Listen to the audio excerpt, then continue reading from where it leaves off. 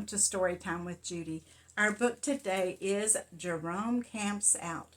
Well, Jerome and his friend PJ are going on a camping trip with the school, but they're not too happy when they find out that they have to stay in a tent with Buster.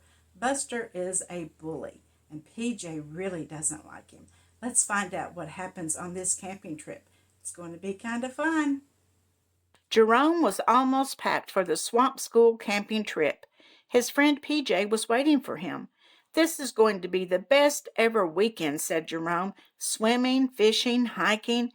"It might be the worst ever weekend," said PJ. "Don't forget, we have to share a tent with Buster Wormley. He put ants in my lunchbox 4 times last week." "If Buster tries anything funny, just ignore him," said Jerome.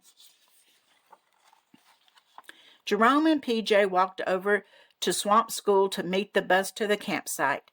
"If we stick together, Buster won't bother us," said Jerome. "So why worry?" "I'm worried," said PJ. When they got to school, Buster was already there. "Quick," whispered PJ, "head for the bus before he sees us." But they were too late. "Nice hat," said Buster. "Give it back," shouted Jerome. "Try to make me," said Buster, "and I'll turn you into lime jelly."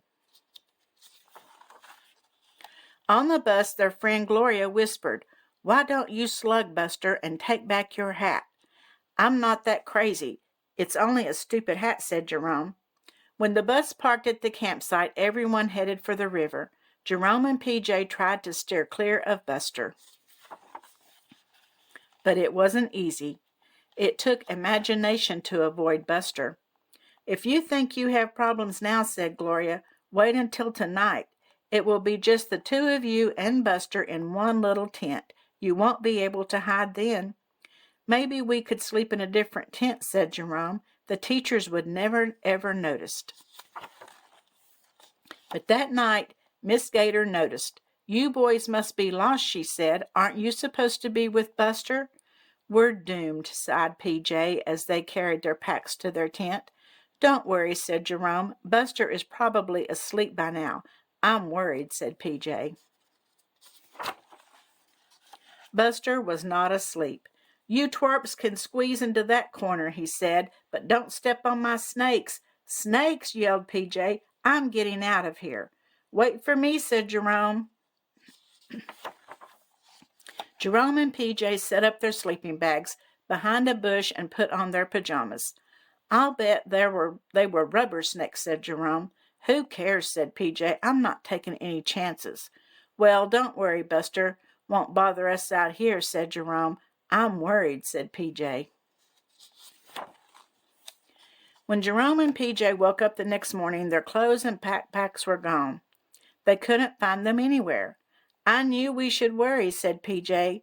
"You boys ought to keep better track of your things," said Miss Gator. "Now you'll have to go hiking in your pajamas." "You guys look really cute," sneered Buster as they started out on the hike. "I'd flatten Buster," whispered Gloria. "I'd rather get home alive," said Jerome. "Shh," said Miss Gator. She was peering through her binoculars. "Look, up in that tree. Is that a bird with blue stripes?" Everyone looked. "That's my shirt," gasped Jerome. "There's my pants," groaned PJ. "Now, just how did your clothes get up there?" asked Miss Gator. "Maybe a big bird put them there," suggested Buster. Jerome and PJ had to rescue their clothes while everyone else went on the hike. "We should buy Buster a one-way ticket to the moon," grumbled PJ. "I have a better plan," said Jerome. Jerome and PJ had to work quickly before everyone came back from the hike. "All we need is some monster footprints coming out of the lake," said Jerome. "I hope this works," said PJ. "It will," said Jerome, "especially if Gloria helps." That evening they let Gloria in on the plan. "You can count on me," said Gloria. "My monster imitation terrifies everyone. Just give me a few minutes to run into the woods." "Hurry," whispered PJ. "Here comes Buster." Gloria ran off as Buster came down the path. "What are you twerps doing?" asked Buster. "Look at these huge footprints," said Jerome. "They might be from the deep lake monster." "Oh, sure," said Buster. "What deep lake monster?" "It has huge teeth and glowing eyes, and it screams and shrieks," said PJ. "I sure don't want to meet up with it." "It wouldn't bother me," said Buster. Just then they heard sticks snapping and leaves crunching and a loud shriek from the woods. "What's that?" gasped Buster. "Head for the tent," whispered Jerome. They all ran. Buster got to the tent first. Buster huddled under his sleeping bag. Heavy footsteps shuffled toward them. "Shh! Don't move," whispered Jerome. "It's coming this way." A large shadow hovered over the tent. "Help!" squealed Buster. "Shh!" hissed PJ. A short time later, the footsteps moved away toward the woods. "That was close," said Jerome.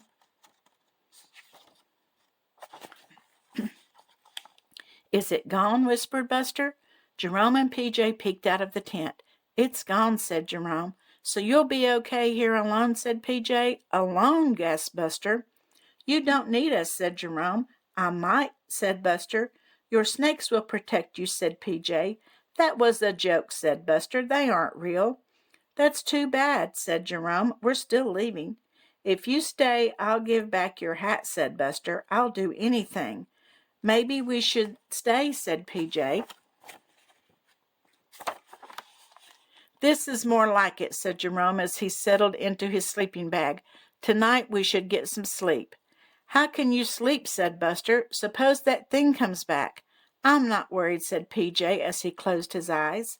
The next morning the swamp school kids headed home on the bus. "I'm never going back there," said Buster. "That monster kept me up all night. Then he fell fast asleep." "What monster?" whispered Gloria. "I couldn't help out last night." "But you did," said Jerome, "didn't you?" "No," said Gloria. "Miss Gator caught me sneaking into the woods." "Then what was that noise we heard? And what was walking out round our tent?" gasped BJ. "I don't even want to think about it," said Jerome. "Well, it looks like there really was a monster in the water, wasn't there?" So they thought they pulled a fast one on Buster, which really worked. But kind of it was a good one on them, wasn't it? I hope you enjoyed this story, and I'll see you again tomorrow. And don't forget to subscribe and like.